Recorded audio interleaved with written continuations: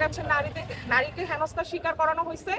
তো সেই তারা এটা হচ্ছে পুরা পুলিশের টিম, তারা নিজেরাই এটা মামলা দিছে, কারণ এটা দৃষ্টিকোণভাবে খুব ছোট লাগছে। আমাদের দেশটা কিন্তু অন্য ফরেন কান্ট্রির কাছে কিন্তু ছোট হয়ে যেত।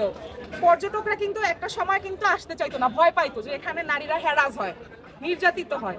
তো সবকিছু মিলে মনে হয় প্রশাসন ভাইরা মানে স্টেপ নিছে। অসংখ্য ধন্যবাদ বাংলাদেশ প্রশাসনকে, বাংলাদেশ পুলিশ বাহিনীকে, যে ভাইয়ারা এরকম সঠিক বিচার সবসময় করবেন। তাহলে ভবিষ্যতে অন্য কোনো ছেলে, কোনো মা বোনকে এরকম হেনস্থা বা নির্যাতনের শিকার করবে না। থেকে জানাইছে যে বাংলাদেশ প্রশাসনের ভাই ব্রাদাররা এটার আসলে কঠিন একটা স্টেপ নিছে, নারী হেনস্থার শিকার হয়েছে।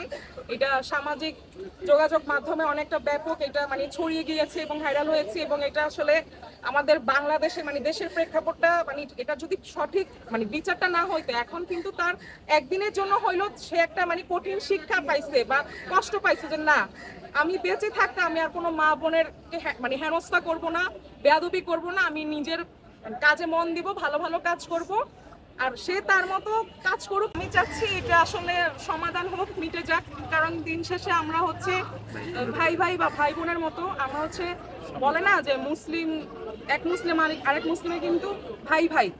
আর মুসলিম ধর্মেই আছে বা যে কোনো ধর্মেই আছে যে ক্ষমাই মহৎ গুণ।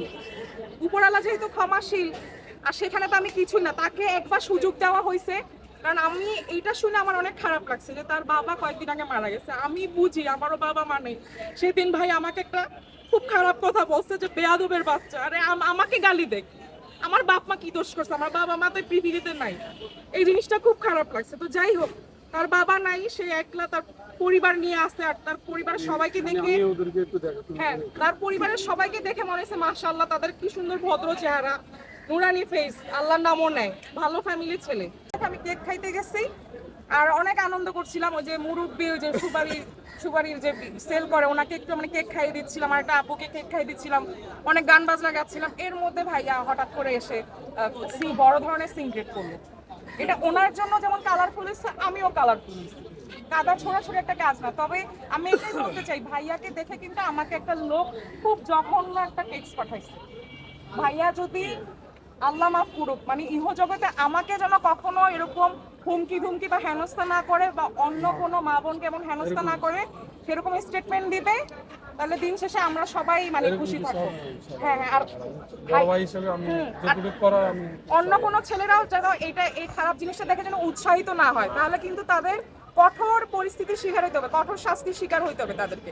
আমার আসলে মনে হচ্ছে ভাইয়া জানেন, আমি কেক খাইতে যাই না, আমি সাপের বিষ খাই আসছি। আমার কাছে এরকম মনে হচ্ছে।